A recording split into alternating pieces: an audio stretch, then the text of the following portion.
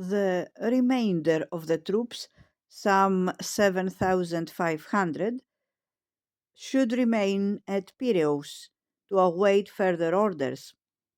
Karaiskakis had, of course, been perfectly right, but if the plan was foolhardy, its execution was little short of shameful. Gordon commented afterwards, as the admiral had nothing to do with the motions of the troops when once ashore, and the General Church, satisfied with having sketched a disposition, stayed in his vessel till daylight, the captains, all on a footing of equality, acted independently, halting where they chose, so that the column was scattered over a space of 4 miles, the front within cannon shot of Athens, the rear close to the sea, and the soldiers, unprovided with spades and pickaxes, dug the earth with their daggers in order to cover themselves from the charge of horse.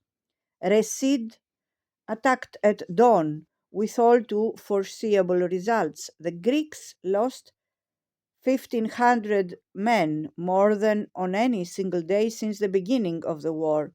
When, after a comfortable night's rest, Cochrane and Church disembarked from their respective ships, it was to find the survivors exhausted and terrified, dragging themselves back to the shore and clambering into the small boats in which they hoped to escape to safety. Church, in an attempt to restore his reputation, held out heroically with a handful of men at Phaleron for 3 more weeks, but by the end of the month, heat and thirst had compelled him to surrender. The garrison on the Acropolis gave in a few days later. Who was to blame? In one way or another, just about everyone. Cochrane for his overweening arrogance and refusal to listen to other wiser men, Church for not standing up to him, both of them for staying on board their ships when they should have been with their men. The Greek captains for demonstrating once again their hopeless lack of discipline and inability to agree on a supreme commander.